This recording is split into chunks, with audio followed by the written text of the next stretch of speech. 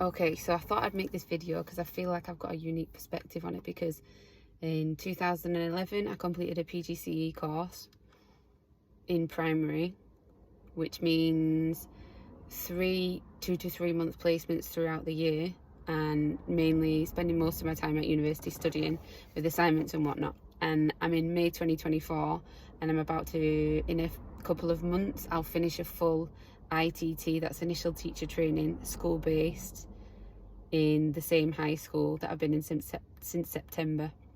So the biggest difference is you spend a lot more time in school. So I spend 4 days a week in school, and 1 day a week is training, usually in the training centre, which is part of a primary school. I've got to say, I think I prefer the ITT to the PGCE course because I feel like I've learned so much more. I've built up better relationships with the teachers in my department than I ever did on the primary PGCE. Just a little proviso as well, you don't usually have to do 2 teacher training courses. It's because when I did the primary, I failed the QTS element, but I still got the PGCE. So in order to teach in a school in the UK, you need the QTS basically to be technically qualified and paid as a teacher, and not as an instructor or a supervisor or anything along those lines. So anyway, I'm doing the secondary ITT training right now so that I'll be qualified to teach in secondary schools from September. I've already got a job lined up. This year's gone really, really well. I found with the PGCE compared to the ITT, by the time I got to the end of a 2-month placement in a school, I felt like it was rushed. I was put on quite a heavy timetable from very, very early doors, and I felt, especially because at the time I was in my early 20s, I wasn't extremely organised. It was a high pressure situation to be in, and now I'm quite a lot older, so I feel like that really helps. But I think overall you do get a more rounded experience, I think, from the ITT, also because you have to spend at least a few weeks in another school, which I did. I did a 5-month placement in a contrasting school, which is quite a lot different. They have different rules, they follow a slightly different scheme of work, so it was a good experience.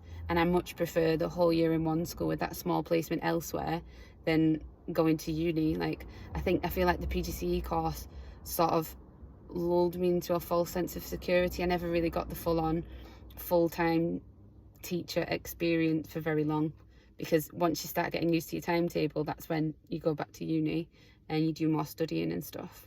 And then there was the pressure of all the assignments on top of that, and the assignments almost became more important than the actual teaching in a classroom. Whereas where I am now, I have a mentor in the classroom with me, observing, giving me tips and targets to work towards, and I have the support of the ITT provider without having the pressure over my head of also having to achieve a postgraduate level qualification. QTS is more of a number of standards that need to be ticked off and proved and evidenced before the end of the year, and then you can be recommended for QTS by your provider, and once you've got the QTS, you're technically a qualified teacher. I would also say that the other thing is the level of paperwork is comparable outside of the PGCE. In order to get the QTS, which you need as a part of any ITT or PGCE teacher training course, you do need the QTS. You need the evidence to prove every standard on both routes. You will end up by the end of the year on a pretty full timetable that's on both routes. The funding for both courses, I believe, is comparable. Yeah, it's similar whichever route you take. It probably boils down to what kind of a person you are, maybe, as well. Like, if you're more academic, then maybe a PGCE route is more for you. If you're more practical and you just want to, get on with it, get into work, then I would say an ITT route is more for you. I would definitely say as well, because I also have the experience in the primary and the secondary, make sure that you've volunteered or something, and you've done some small amount of work in a primary or a secondary, whichever it is that you want to go into, to make sure that it's for you, because it is a very high pressure job. You do have to be, you're pretty much performing through every lesson, so make sure you're confident in front of other people. Make sure you know that you've got the confidence and the presence to be able to command the attention and to some extent the respect of 30 children or 30 young people, depending on where you want to teach. But I would say, if you're practical, hands-on, that kind of person, go for ITT. If you don't mind the academics of a PGCE and you don't mind the fact that you're almost definitely gonna have slightly less hands-on actual teaching time in a classroom, then go for the PGCE, I would say.